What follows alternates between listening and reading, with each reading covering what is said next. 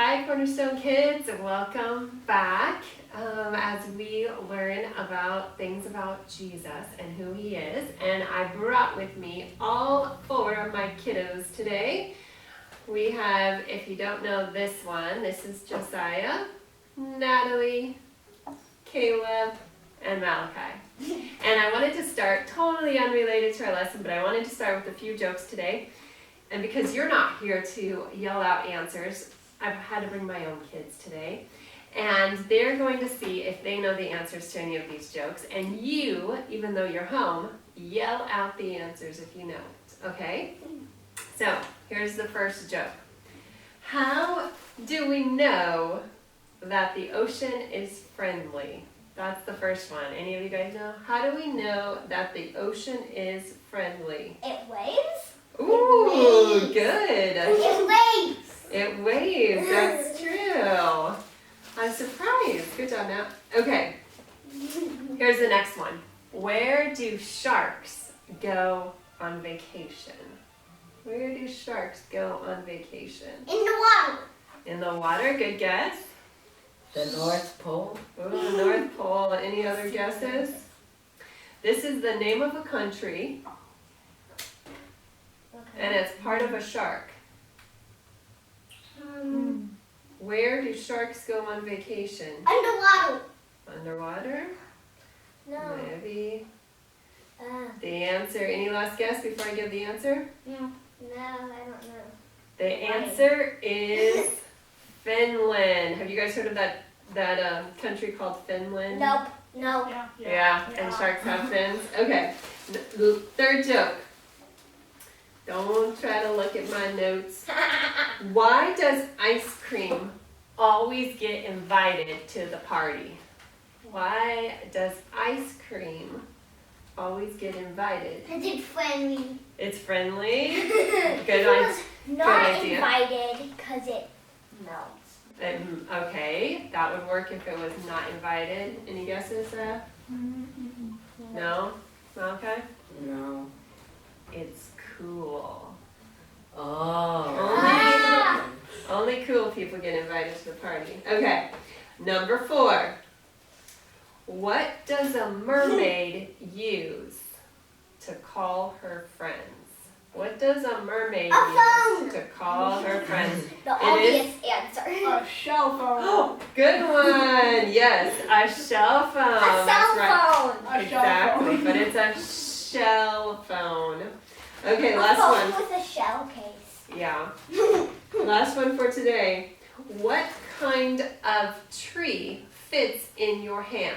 A small one. A Small one. Yeah, for sure. Not exactly the A right answer. Christmas tree.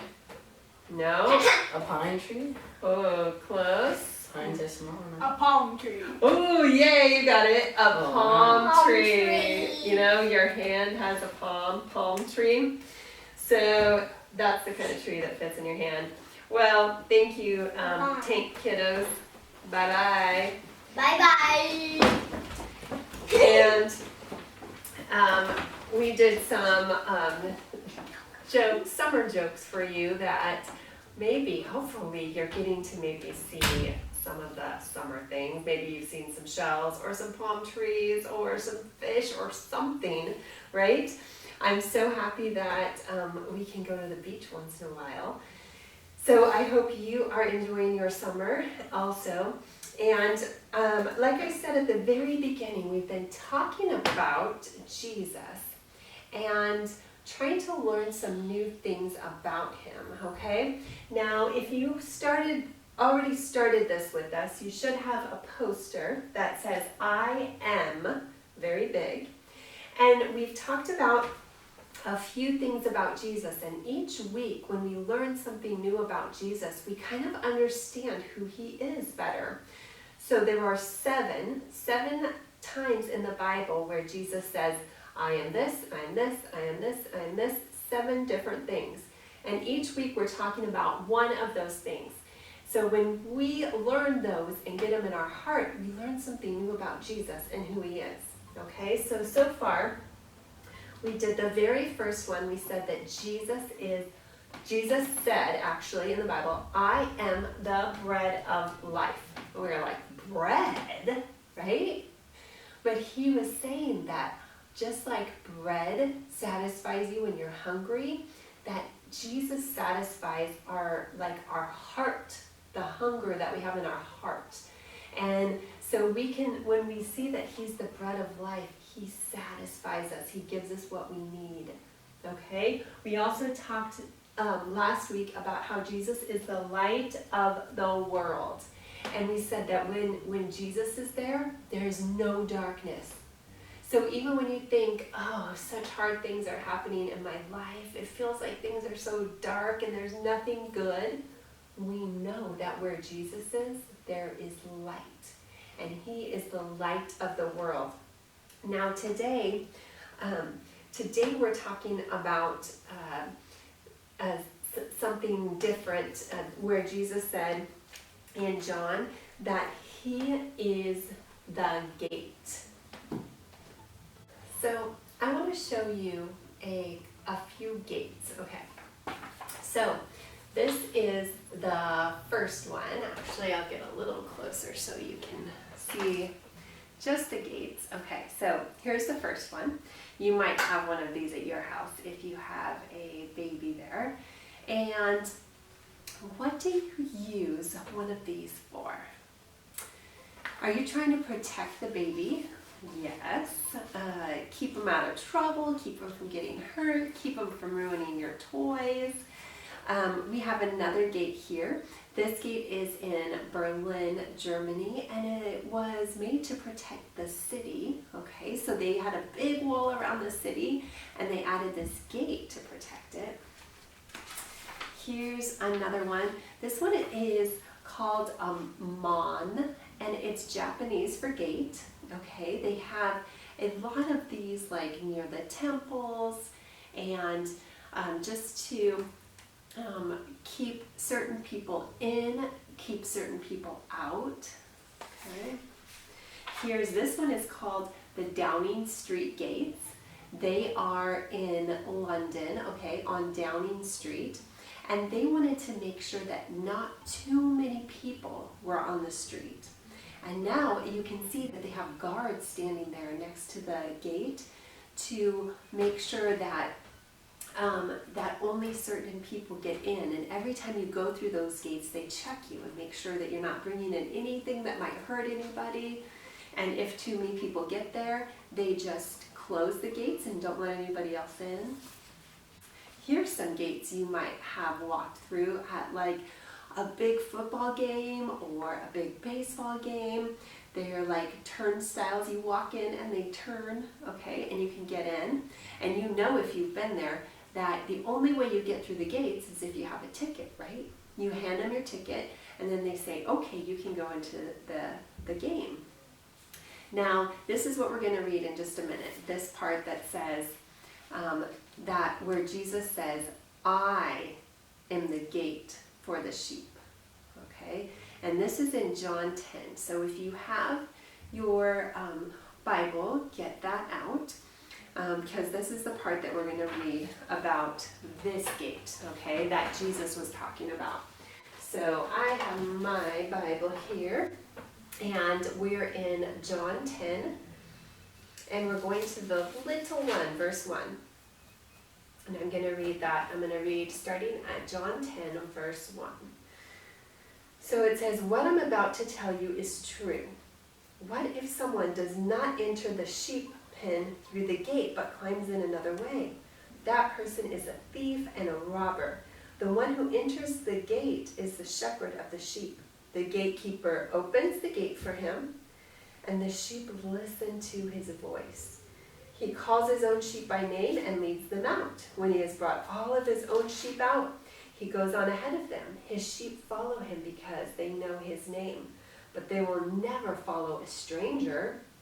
In fact, they will run away from him. They don't recognize a stranger's voice.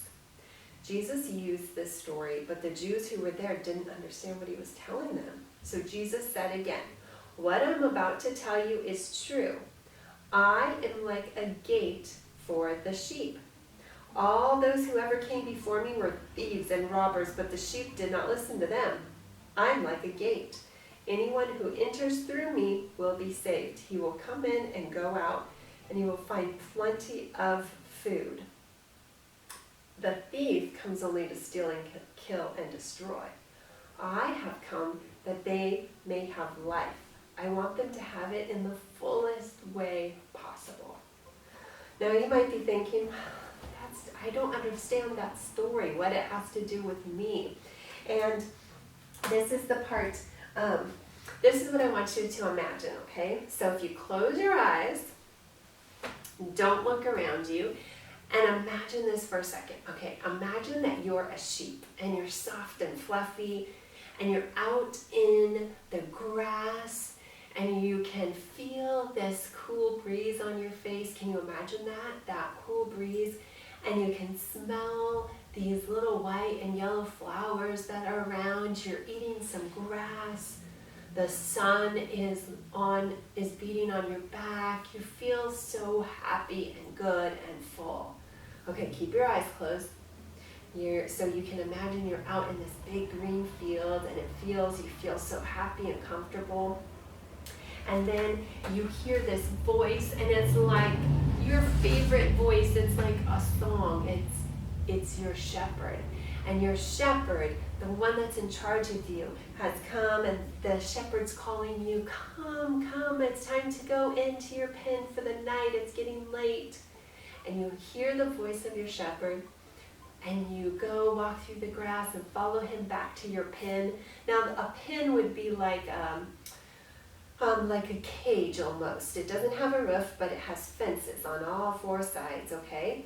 And so you go in there with the other sheep and get in this soft, cozy place for the night to lay down. Now keep your eyes closed for one more second. You lay down in this nice, cozy spot next to your other sheep friends, and you're about to drift off to sleep, and you see that your shepherd is laying across the gate, okay, so like the entrance or the exit to your pen, and the shepherd is laying there, and he's laying there for the night. All right, open your eyes. So when you imagine this picture in your head, I think you can kind of imagine what Jesus is saying, because the shepherd's laying at the gate. So is anybody or anything going to hurt the sheep? No. That shepherd is at the entrance.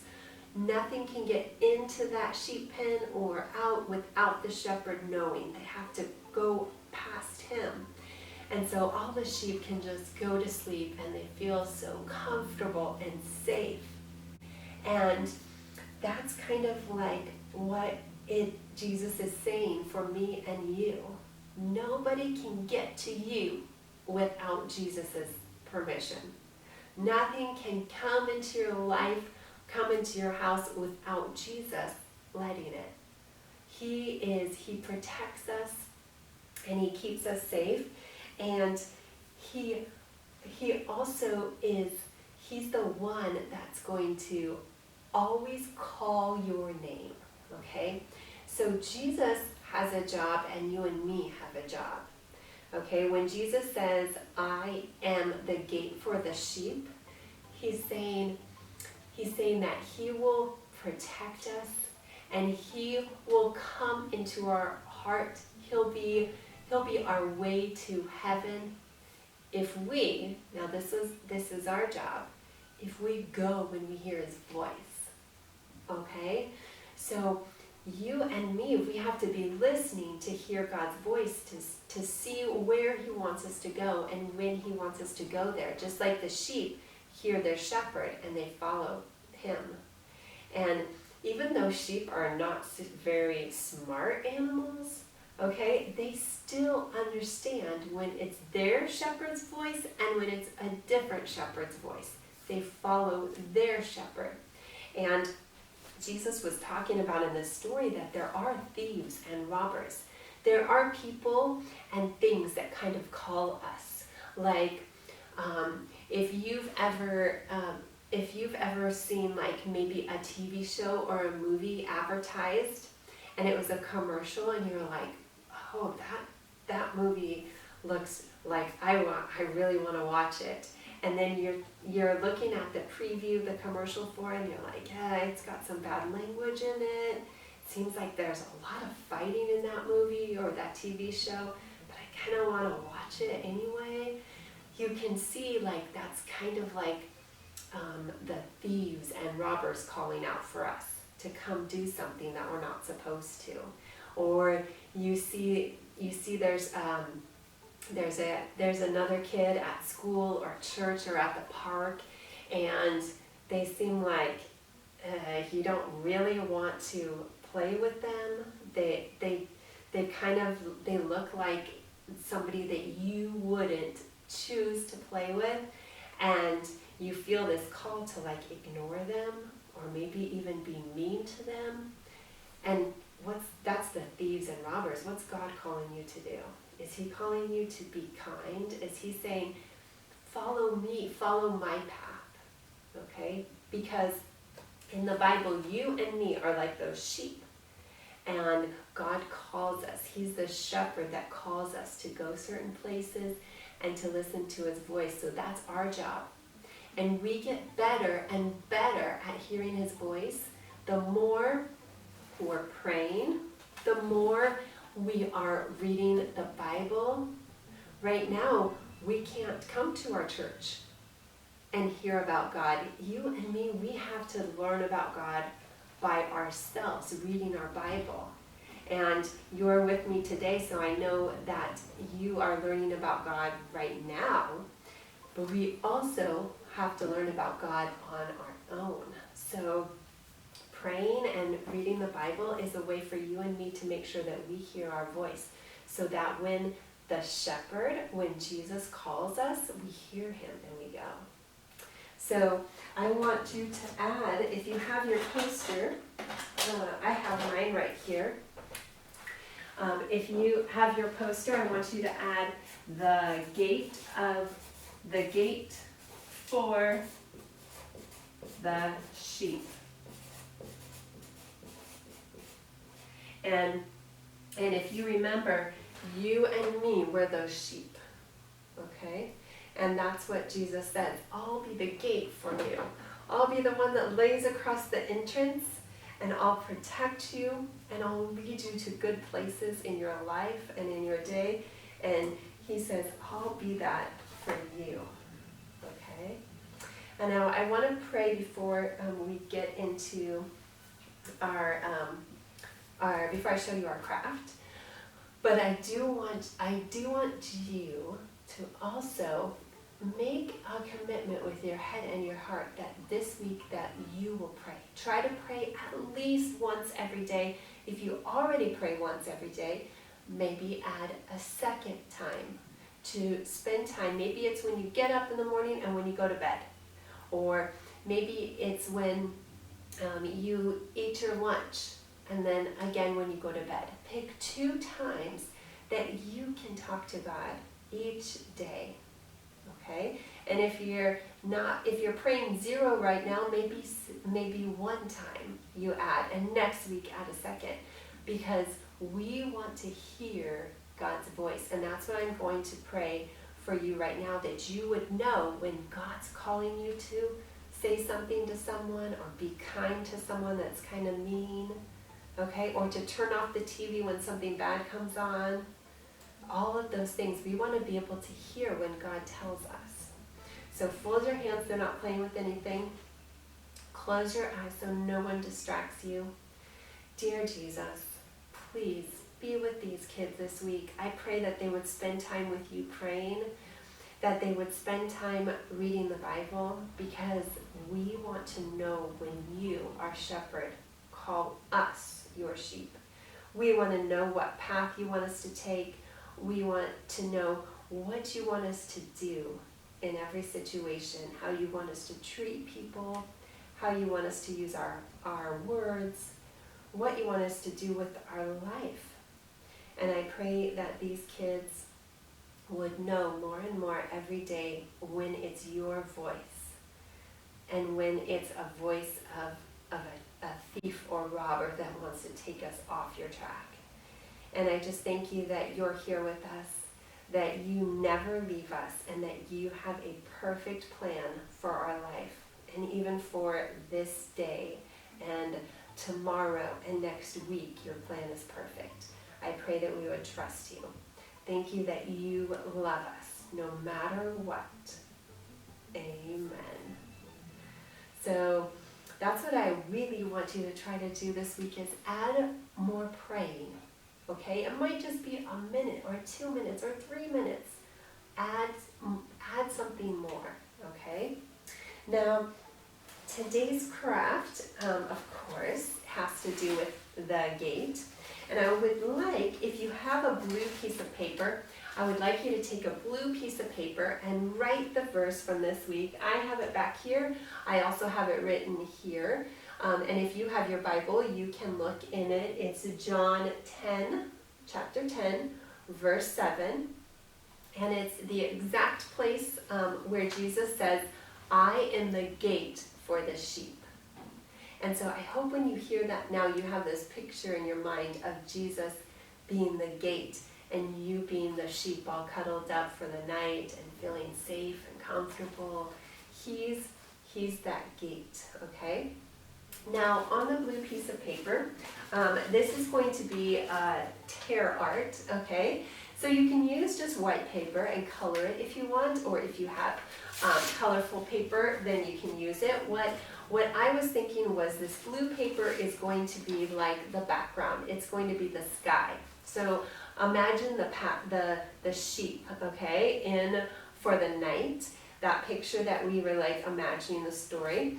And I'm going to make a few like hills, okay, out of this green paper.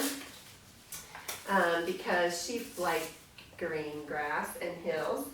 So I have some hills, kind of like mountains I'm going to put on my paper. Just glue on. Now, no scissors allowed, okay? No scissors allowed. This is just tear art, so it's not going to be perfect, is it? I'm going to put some mountains and hills on my paper. Okay, so glue them on. I didn't glue mine on yet, obviously. Glue on your hills, because that's where the sheep are going to hang out. I tore up some black paper to make the fencing. So I was going to use the fence, and I'll show you my done one. So you have, I have the hills, which I tore out of green paper. Also, I made the fence, and I kind of made a Jesus figure in the middle, just because that's what I was thinking of. Like, Jesus is the gate, okay? And you'll see what I used for the sheep. You can tear up white paper if you want. I just used cotton balls. Get one here, hopefully. I just used cotton balls and just tore off a little. I just used one. And tore up a bunch of little pieces to make the little sheep all over in the field. And so you can see the sheep are just out there grazing behind the fence, and Jesus is standing there at the gate because he is the gate, okay? You can see at the top I wrote, I am the gate for the sheep. And that's what Jesus is for me and you. So I hope that you learned a little something new about Jesus. Every week we'll add something more about him, okay? So we've done 3 and we have 4 I am statements left that we'll do. So I hope to see you next week, and I would love to see your picture of Jesus being the gate. If you finish it, send me an email with a picture of you or a text. All right? Bye, Cornerstone kids. Have a good week, and I'll see you next week.